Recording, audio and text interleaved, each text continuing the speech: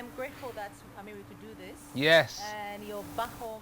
Back home. The country. The first time in 20 years. In 20 years. I know. Over 2 decades. A very long time. You're probably going to ask me, why has it been so long? Yeah. I don't actually have an answer. I thought the reason would be because I had no friends here. Okay. I had family. I had you. Yeah. So what happened? I just don't know. Okay, but there's a lot you Yes, need to talk about. for sure. You know, your life. I know. Back in the UK. Yeah. As a DJ. A little bit. And a broadcaster. Guys, he's been doing this for the past 10 years, and trust me, he knows what he's about. Oh, thank you. And we're really glad to. Yenko, how's that for my tree? How's that for my tree? Yenko. That is terrible. That is terrible. Oh. But do you speak any tree though? I don't speak, but miti. What's it they were in? Miti tree. Tree they were in out. I out. Miti. I don't know. He's so lost. And there goes my Ghana card. So where is your Ghana card? I don't have one yet. I'm gonna get one though. Yeah, we need to get you a Ghana card. But thank you so much for joining us. Yes. Let me tell you, everybody, this is evibes. This is another fantastic edition. We're here with Jeremiah Asiamah. I hope I got that right. Asiamah. He's a broadcaster with the BBC. He's also a DJ. We're about to have a very sensual, fantastic, everything in between conversation with the man, Jeremiah. So you need to stay with us. We'll be right back. If you just join us, this is evibes, where we get to celebrate gallant men and women out there making the motherland proud. And of course, Jeremiah is no exception. He's been out there for over 20 years, and he's been, making the country proud. And it's very exciting to have you here on the show and to celebrate you. Thank you. And to, get to know you more. Yeah. So let's talk about how you even made it onto the BBC. Yeah, well, firstly, thank you for having me.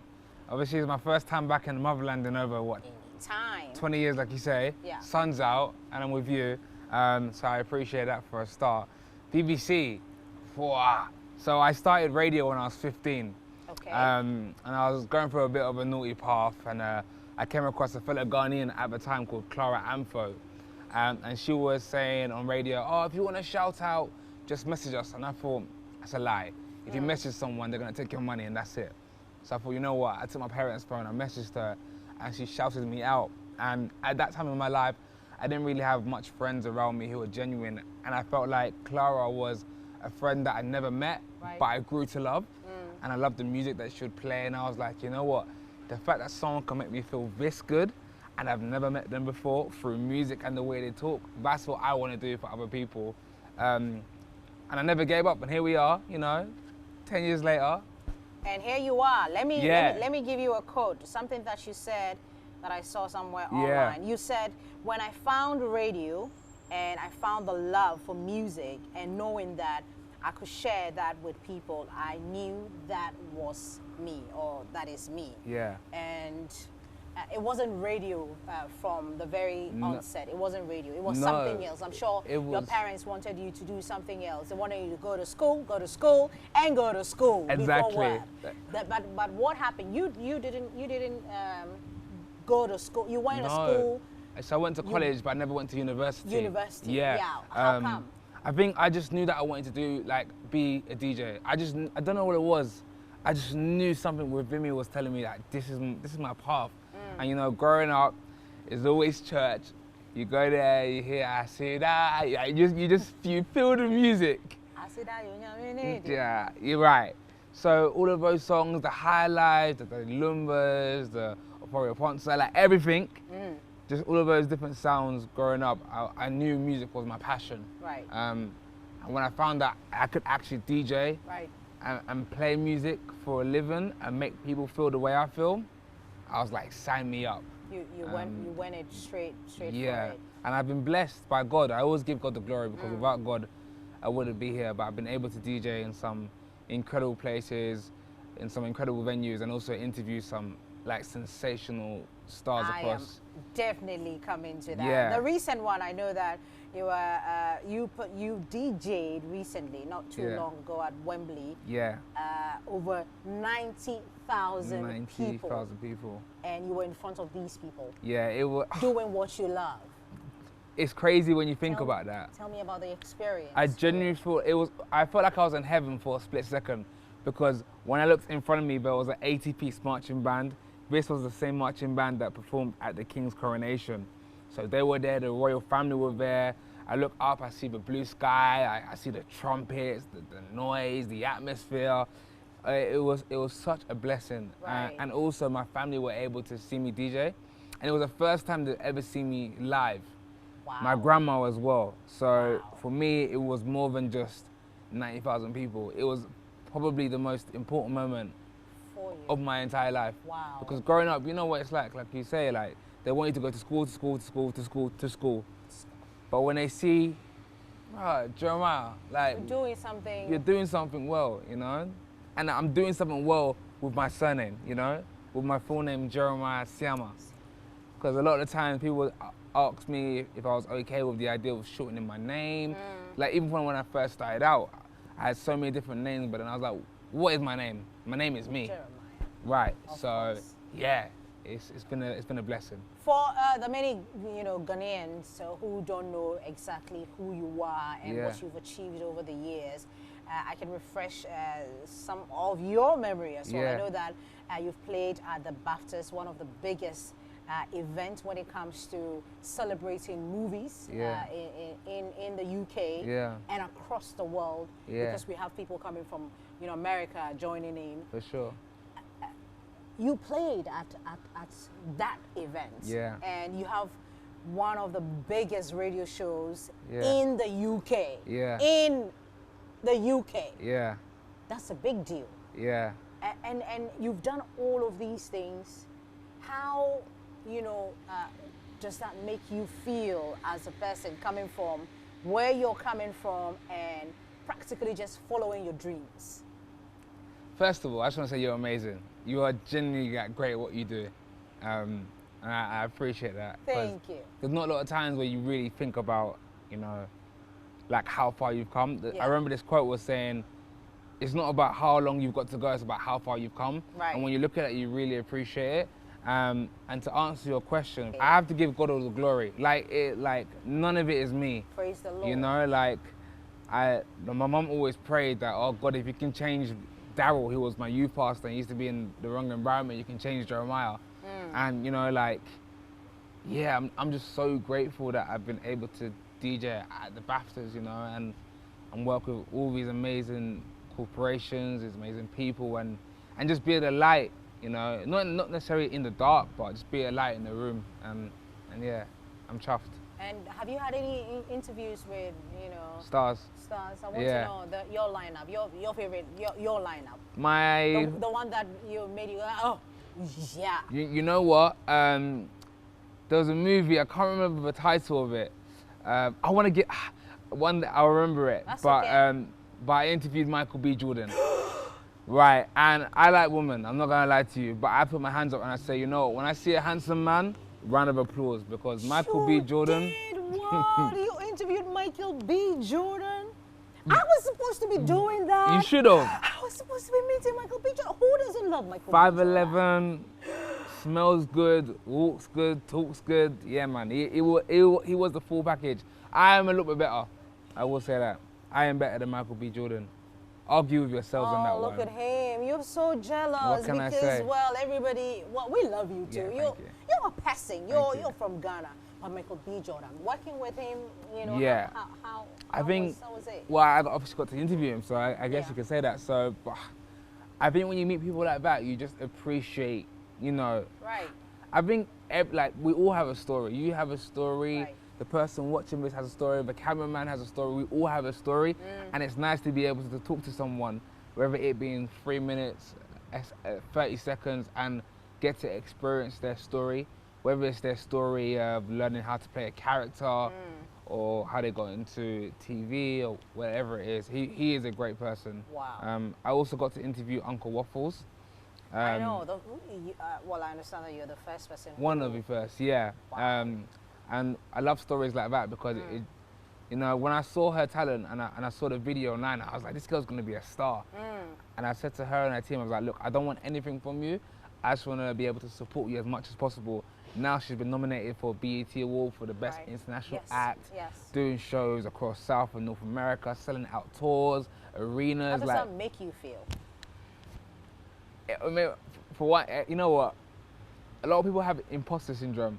Sometimes you feel like you're not doing so well. I get that myself. Right? I have that syndrome myself. We have to work on that. 100%. But it's nice to be like, you know what? I spotted someone that was talented and they proved me right. So it makes me feel good, it makes me feel proud, and it makes me feel like I can go on and continue supporting more people. And yeah, it's the best opportunity that I have to, you know, to be able to spot talent and give them a platform to continue doing what they want to do with their talent. Yeah. Let's talk about DJing. We'll come back to broadcasting a bit, but let's talk about DJing. How do you keep up with the music trends? Yes. You know, what sources do you rely on the to highest get part? All that, you know, songs, just keep up with music. Yeah. It is actually very hard, but thank God I have a team that I work with. Super. So we go through a bunch of records every single week and we see what fits for the radio show, you know, certain records that have impact, because there's no point doing something if you don't have a meaning, you know? Right. Like, what is your why? Like, my why is to make people feel good and make them feel like they can come to me, and almost like the way church is for me. When I walk into those doors, like, there's no judgment, there's no criticism, there's no looking at, oh, why you dressed like this, why you walk like this. You are loved to who you are, and I try and do that with the music I pick. And that's also with artists. You know, some artists might not have the best finished song, but if I see potential in them, I'll make sure go out my way. I'll make sure I respond and say, hey, I like the record. It might not work, but you know, here's what you can do to get it right. And music is subjective. You know, what I might think could be improved, might be someone's definition of their art. So it's a fine line of, you know, your opinion and gospel, but it's great. It's great. So DJing is becoming a big deal here in Ghana. A lot of people don't really, not to say respect DJs and all of that. What do you think is the impact of a DJ to the music industry as a whole? Not just in the UK, but you know, across the world. DJs, what do they even bring on the table? I mean, if we really want to go back to even just the fundamentals of just a party and nightlife, you know, when certain records first were released, like back in the day, I'm still fairly young, I'm 25, so not like I know when records were first released, but there was a phase when you could only hear records in the clubs, you know, and obviously with the social media generation and all these different platforms, you might think that DJs are not as relevant, but if you take a DJ out of any environment, you got no festivals really, you've got no club life, you've got no just parties. Like, DJs are a real big element of not only giving people their favorite songs, but introducing them to the biggest and freshest new songs. Yeah, man. So DJs are more important than ever. Yeah. Very important. Yeah. So we'll take your word. And Ghana are doing great. Yeah. Like, I know. This December, yo, I've heard, I haven't experienced that in December yet. December. I don't think I want to. I'm a bit scared. Why? I've heard that everyone from I don't want to try and speak treaty, but everyone from Britain, America, everywhere. They're all here. I know. It's crazy. Wait, don't you love your country? I love it. So you should come back even just to be sat here and know the history behind, like, just being here, it makes my heart melt. I'm like so honored. With all the love that you have for your mother, Nan, reason why you had to come back and experience what you haven't experienced in a very long time. And I know that you're doing your bit in supporting the sound, Ghanaian sound. Yeah. where you are. I'm talking about the BBC having the biggest radio show in the UK. Yeah. This brings me back to what are you doing? Are you promoting us enough? Yeah, please. You don't expect me to say, are you promoting African music? Yes, you're promoting African music. We know that. But what are you doing in your capacity, you know, to sell the Ghanaian sound, the Ghanaian entertainers, the musicians, all of them? It's evibes with Becky, and we in Ghana, so we have to talk about Ghana and Ghana only. Talk about Ghana. You know what's funny? Obviously, being on BBC, 9 times out of 10, you want to be impartial. You want to be like, we support this and we support that, we support that. You don't have to be, but I'm doing that here. No, but I am in Ghana. But you don't have a choice. But exactly. But no, I make sure to do my part and support as much countries and continents as possible. But when it comes to us, your motherland. When it comes to us, I do my absolute best to just you know, support talent across the whole spectrum. My show is more of an electronic music show. So I love house music, and what I try and find producers from Ghana who are obviously inspired by electronic music. That could be Gafachi, it could be the Marks DJ. I mean, Amaray may not be exactly electronic, but she's definitely, you know, in her own world and definitely pushing music that is reaching to a mass audience, especially in the UK as well. I mean, Black Sheriff, like, fantastic. There's just so many people who are Jackie, like, there's so many individuals who have been found, and there's so many that haven't been discovered yet. Even like when I came, I met some guy called D Rips. He's like a dancehall inspired, like, Ghanaian artist, but can also switch it up with tempos. Like, there's just so much talent that I find, and I want to make sure that I give them the opportunity to have a platform, you know, and through me. So it's a nice connection. So it's like, we start somewhere, we meet somewhere, and we finish and we continue. So that's the story I like to build with artists I support. And also to have been on a network or a platform such as the BBC. I mean, it gets so far. It's everywhere. Also, Joy News is everywhere. Come on. And having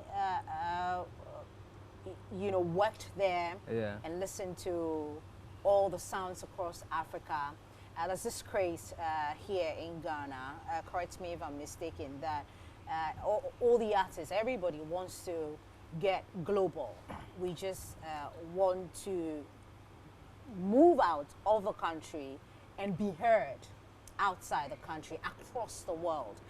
I don't know if we're doing that. Do you think that with all the sounds that we're churning out, all these musicians that we have, the Saminis, the Sarkodie's, the Stoneboys, the Sherry's, Diana Hamilton's, do you think that, from what you say, that we're getting to that global stage? And also, do you also think that it's important to get known globally?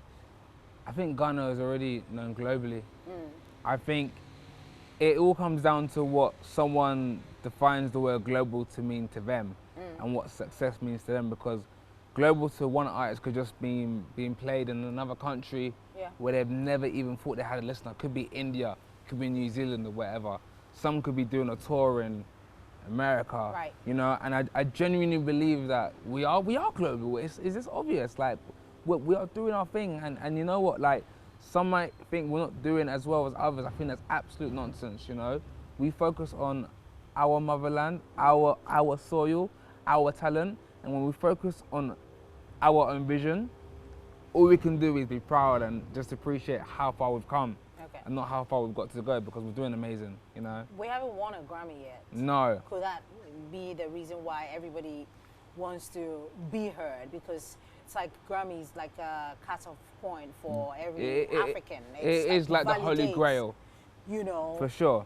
I mean, I know the Grammys are considering They have High Life, an African. Just recently, High Life made it, and the Ghanaian drill music made it onto that list. You see, so. Do you get what I'm saying? And but I saw recently that they actually are considering the best African actors performer. For 2024, I believe. Just, yeah. Yeah. 2003, 24. Yeah. So it's like they're recognizing what we're doing here, and of course we've already had nominations within categories. Our time will come, and whether it's now, tomorrow, next year, or the year after, it will come. It's guaranteed. Like, we have stars. Okay. We all like. No, you just said that we have stars. I do believe in our stars. Yeah. But also, we keep comparing ourselves musically when it comes to music to other countries, especially Nigeria. Yeah. They are amazing at what they do. And it reminds me of like having a brother and a sister. Like, you're my sister. Yeah. One day we might speak and we might be friendly. The next day you might be absolutely annoyed at me. Yeah. But I'm always going to be proud of you and you're always going to be proud of me. Yeah. And that's the kind of same way I look at, like, you know, Nigeria and Ghana and all the other countries, like Burna Boy, Wiz, Davido. You're smashing it. But so is Stonebwoy, so is Shatta, so is Black Sharif, so is Jackie, so is Diana Hammer. Like, Stormzy. Come on. Like, come on. I know. It's like we are all smashing it. So once we stop like comparing and appreciating and celebrating, which we already do, but there's just for every 10 you'll get 2 or 3 who are just very, I don't want to say small-minded because that's the wrong word to use. I don't want to ever talk bad about someone, but you know, it's like, don't watch, just appreciate. So, yeah. Fascinating. Yeah. What do you think, Jeremiah, sets you apart from your peers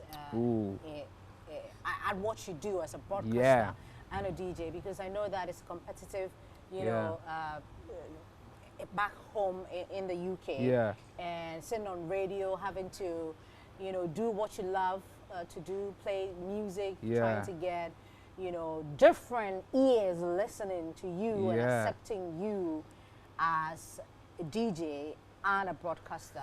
What do you think it's a big works question. for you? I appreciate that question because I've never had that question asked to me before. I think every broadcaster is amazing. Everyone is their own individual person, which automatically makes them very different. I think for me, one thing I've always just had is to be humble, is to never get too big-headed, to always remember where I come from. And I'm sure a lot of people do that as well. Yeah. But I always try and treat people how I'd want to be treated. And I love God. I love Jesus. I'm never going to shy away from that. And I remember when I got the opportunity, I was like, how can I represent God, but not in a way which is going to be like... Standing on a pulpit? Yeah. Like trying to force... I don't want to ever make someone feel like I'm forcing them to... religion. Yeah, never. But I was like, you know what? My pastor said to me one time, you could be the only Jesus people meet. And I was like, what does that mean? And he was like, well, sometimes you go to places, people are feeling down, they're upset. Yeah. Your music brings them joy. That's what God did. And I'm not trying to say that, you know, like, I'm even an inch of God, of course not. But I like the idea of just being able to give someone a place they can go and feel uplifted. And that's why sometimes in my sets, I might drop like a house remix of like a Mary Mary Shackles or like Adonai, but in like a really cool, like, so I always give like God the glory like subtly. I don't want to force it. Justin Bieber done it one time on stage. I performed in front of like hundreds of thousands of people. And he said, what you're feeling right now from my music isn't me, it's the Holy Spirit. I was like, you really just said that? Stormzy did on stage, I remember, it was Global Citizen, he was performing and he paused before he performed his song, I think Grace? Yeah, Blinded by Your Grace. Blinded by Your Grace. Yeah. And he said, I don't know what you believe in, but I believe in God. I believe that I am here because of the grace of God. And you should always give credits to God all the time. And I'm like, wow. Yeah. Wow. Yes. Give God the glory, literally. Wow. Yeah. So I'm not surprised that you're doing all the same blood from Ghana. I'm not surprised that you're doing the same thing. Yeah, so I guess that would be my answer to setting me different from the others, I guess. Yeah. So, so if you're given the chance to give an advice to a younger self, Yes. You didn't go to the university because you believe so much in what you want to do and you went for it. The younger ones out there who are looking forward to becoming one of the biggest radio or DJs and broadcasters or broadcaster in the world, what advice would you give them? Jeez. The advice I would give would be, I wanted it. When I mean I wanted it, I didn't want it a bit.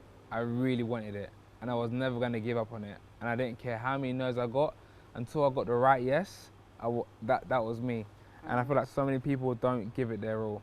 And if you really give it everything you got, you do those extra hours. And it's so cliche because everyone tells you the same thing. Same thing. But they tell you the same thing because it is this basic formula, you know. You put in those 10,000 hours into your craft. I don't even know if I put 10,000 hours into my craft. I'd like to think so. But yeah, I think that's it for me. And believe in yourself, you know. Believe in yourself. Because if you don't believe in yourself, who's going to believe in you? And I will say, for me, I've had God. But it's important to have people around you who are just so supportive, who are real, who don't just tell you what you want to hear. Who don't just tell you that that song was great even though it was really bad, you know. They give you the brutal honesty. And it might hurt. There's been times I've cried tears from feedback, but I will always be grateful. And being humble, like I said.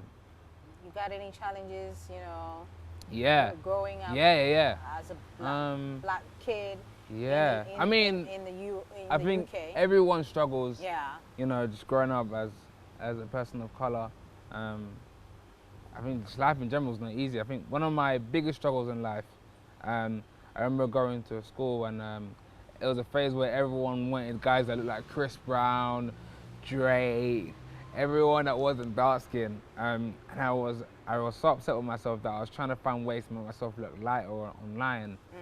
And my mom said, love yourself, like you're beautiful. And one time I left school and these girls, they were calling me Coca-Cola, as in like, obviously Coca-Cola, yeah, as in the color of it. And then they threw eggs and they threw flour at me. It was one of the most horrible days I've ever had. And I got on the bus and I was upset. And this Jamaican lady, I think she's probably gone now, so may God rest her soul. She said to me, boy, remember, the blacker the berry, the sweeter the juice. People would pay to have skin like you. And that resonated with me so much. And I went home with my dirty blazer after all those eggs being thrown at me. And I held my head higher and I was like, I'm proud of myself. And that was the day I was like, you know what? I'm gonna be bold in my skin. Yeah, gonna be beautiful. And I thank people like Stormzy, you know, who are from the UK, who came and said, stiff chocolate, like dark skin, like he said, this is what I am. Yeah. Mr. Stiff chocolate, live in the flesh. Like I was like, go on. And then all the girls in school were like, oh my days, Jeremiah, your skin is so nice. I'm like.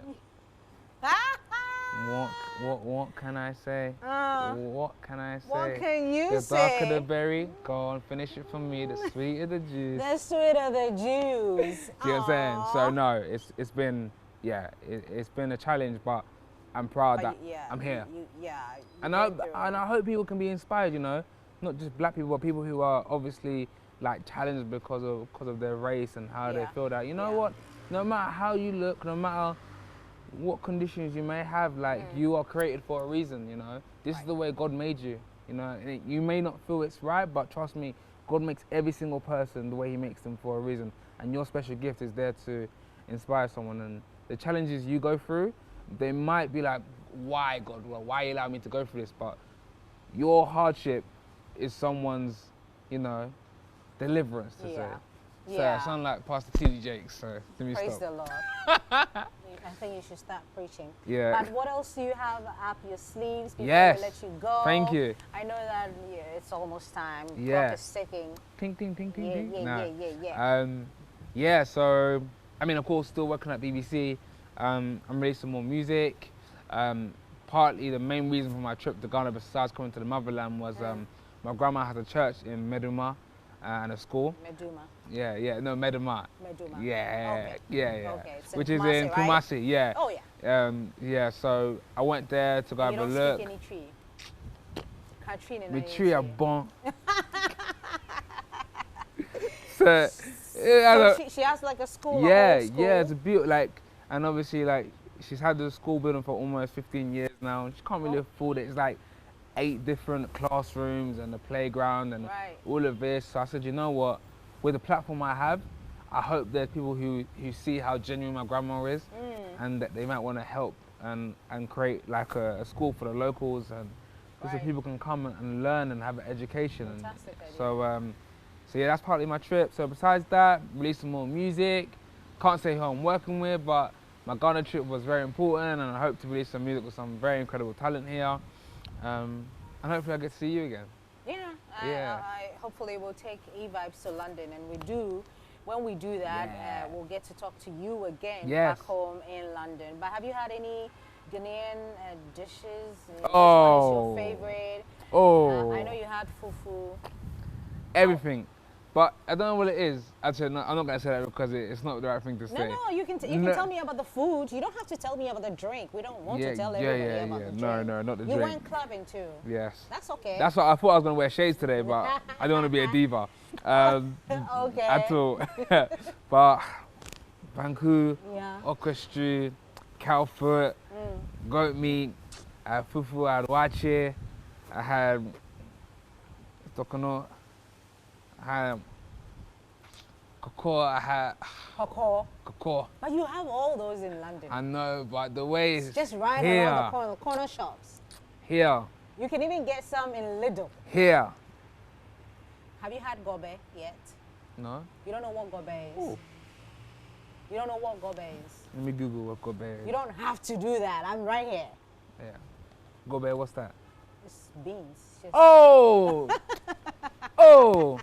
Beans and shito? Yeah, not rice and beans. Just beans? The rice and beans is wachi. Yeah, of course. That's just beans with the gari and the red oil. You haven't had that? Oh, yeah, I had that. No, I have to buy you before you leave. Debbie. Won't pay beans, no. Debbie. You're allergic to beans. Yeah, I feel you. I feel it. But, you know, as we wrap up this conversation, I'm very grateful that obviously you could join us and have this conversation with us. Yeah. It was insightful. I learned a lot about, you know, music here, music there, and all the things that you've said. And I know that you're a broadcaster. You've been doing this for years.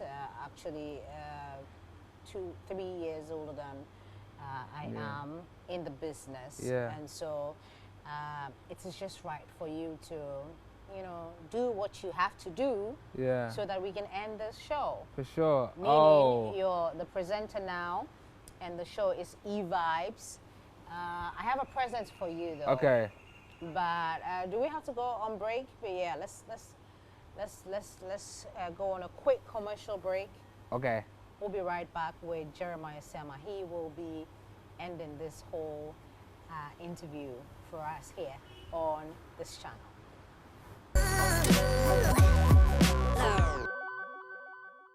If you just join us, we're still here. It's your favorite show, evibes, with your favorite girl, Becky. I'm here with Jeremiah Asiamah. He is a DJ and a broadcaster from the BBC. I cannot stop saying that, from the BBC. Boom, boom, boom. Like, I'm very proud Thank you. You know, what you've achieved. I'm proud of you as well, man. And so I wish I got you something. I wish I got you like an airplane. Oh, a flight, a season. Oh, you know what? But I know that you play out a lot. Yes. So next time, and you're leaving very soon. Next time you go out, you put this on. It's just evibes. Come on, let's do it. I'll put it on now. Yeah. Let's go. Let's see. So, my head. O head no. Esson. Oh, it's a song. And I do know that back in London, it's either coffee or tea. Coffee or tea. English tea. Tetley tea. Get it right, get it right. So whenever you decide to do coffee. But that's it, why? Now I know. Oh. Put that in the bag. Mommy home for me, that's it. So you see? That's the only treat I'm going to get today. Okay, so you can just wrap it up for us. Thank you so much. And everybody, thank you to David Bone for you know, holding us Yes. down. He's the camera behind. Absolute legend. Yeah. And to the person that saw us the Ghana cards and the Ghana passports, please don't judge me for my appalling trio. I still want to have my right to stay here. You're forgiving. Amen. So I sign out? Yes, Okay. that's what you're about to do. Hello, my name has been Jeremiah Asiamah. This has been the incredible Becky. And thank you for joining us on evibes. Stay blessed and have a good day or evening.